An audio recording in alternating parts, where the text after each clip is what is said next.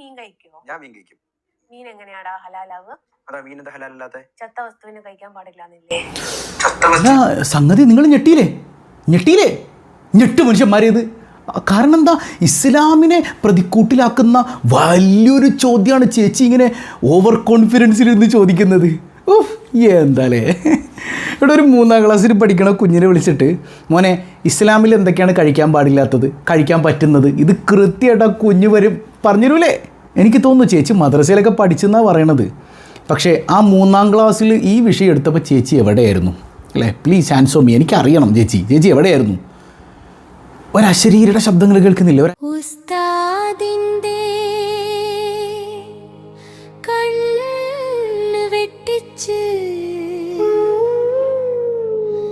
ഞാൻ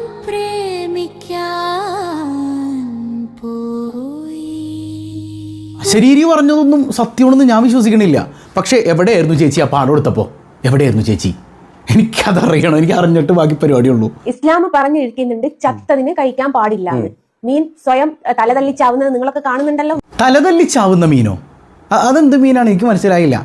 എനിക്ക് തോന്നുന്നത് ചേച്ചി ഗുരുവായൂർ അമ്പലത്തിലെ ഈ ഹൈന്ദവരായ ആളുകളെ പറ്റിക്കാൻ വേണ്ടി പോയൊരു പോക്കുണ്ട്. പക്ഷേ അവർ തിരിച്ചറിഞ്ഞ് ചേച്ചീനെ പഞ്ഞിക്കിടാൻ വേണ്ടി ഓടിച്ചിട്ടപ്പോൾ ചേച്ചിക്ക് തോന്നിയൊരു തോന്നലുണ്ട്, ഗുരുവായൂർ അമ്പല നടയിൽ തലതല്ലിച്ചത്താലോന്ന്.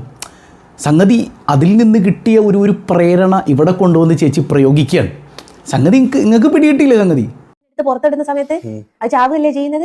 അതിനല്ലേ നിങ്ങളെ കെട്ടത്ത് വെട്ടി വീഴുന്നത്? അത് വളരെ യാഥാർത്ഥ്യമായിട്ടുള്ള ഒരു ചോദ്യമാണ്. അതിന്റെ ഇസ്ലാമിക വേർഷൻ എന്താണെന്നുള്ളതിനെ കുറിച്ച് ചോദിച്ചത്.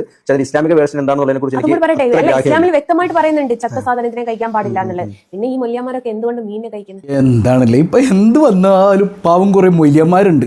ഈ മൊയ്യന്മാരുണ്ടായിരുന്നില്ലെങ്കിൽ ഈ ഫെമിനിസ്റ്റുകളൊക്കെ എന്ത് ചെയ്തേനെന്നാണ് ഞങ്ങൾ ആലോചിക്കണം. വയ്യ ഇരിക്കട്ടെ. പിന്നെ ഏതായാലും ഞാൻ മനസ്സിലാക്കുന്നത് ഈ ജസ്ന ചേച്ചിയെ ഇസ്ലാമിൽ നിന്ന് രാജിവെച്ചിട്ട് കുറച്ചായുള്ളൂ എന്നല്ലേ ചേച്ചിയുടെ അഭിപ്രായം? അപ്പം ചേച്ചി ഇത്ര നാൾ മീൻ കഴിച്ചിട്ടുണ്ടാവില്ലല്ലോ, കാരണം ഇസ്ലാമിലും മീൻ കഴിക്കാൻ പാടില്ലല്ലോ. അപ്പോൾ ചേച്ചി മീൻ കഴിച്ചായിരുന്നോ?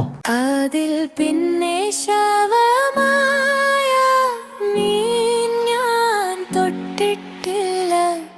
ശരി, ചാളയില്ല, അയലയില്ല, കരിമീനില്ല, ചെമ്പലിയില്ല, ഒന്നുമില്ല. അമ്മ സത്യം, അമ്മ സത്യം, അമ്മ സത്യം, അമ്മ സത്യം. പാവം ഒന്നും കഴിച്ചിട്ടില്ല, മത്സ്യം തൊട്ടിട്ട് പോലുമില്ല. എന്നിട്ട് മൊയ്ലിയന്മാർ ഇതിനൊക്കെ ഉത്തരം പറയേണ്ടി വരുന്നൊരവസ്ഥയെ. എൻ്റെ പൊന്ന് പെണ്ണുപിള്ളേ, ഇത് മോശമായ വാക്കല്ല കേട്ടോ. കാരണം പിള്ള എന്ന് പറഞ്ഞാൽ പുള്ള എന്നൊക്കെ പറഞ്ഞാൽ ഞങ്ങളുടെ നാട്ടിൽ പുന്നാരിച്ച് പറയുന്ന ഒരു വേർഡാണ്. അപ്പോൾ പെണ്ണും പുള്ള സ്നേഹത്തോടെയുള്ള വിളിയാണ്. അപ്പോൾ പൊന്ന് ചേച്ചിക്ക് ഗുരുവായൂർ അമ്പലത്തിൽ വരെ കയറിയിട്ട് ഹിന്ദുക്കളെ പറ്റിക്കാൻ നോക്കി. പക്ഷെ പറ്റിക്കാൻ പറ്റണില്ല, കയ്യിൽ പൈസ കിട്ടണില്ല, ചേച്ചിക്ക് വീട് പണി പൂർത്തീകരിക്കാൻ പറ്റണില്ല, ചേച്ചിക്ക് കാറ് മേടിക്കാൻ പറ്റണില്ല. അപ്പോൾ ചേച്ചി ഇറക്കിയ പുതിയ ട്രിക്കാണ് വർഗീയത പറയാം.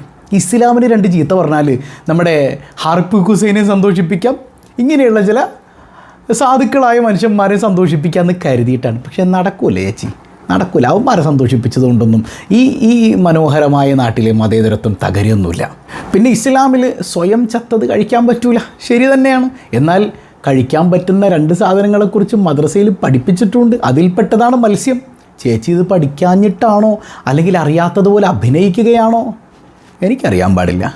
പിന്നെ ഈ വർഗീയത വരച്ചലേ നടക്കൂല ചങ്ങായി. ഒന്ന് പോവെണ്ണും പിള്ളേ അവിടെ നിന്ന്.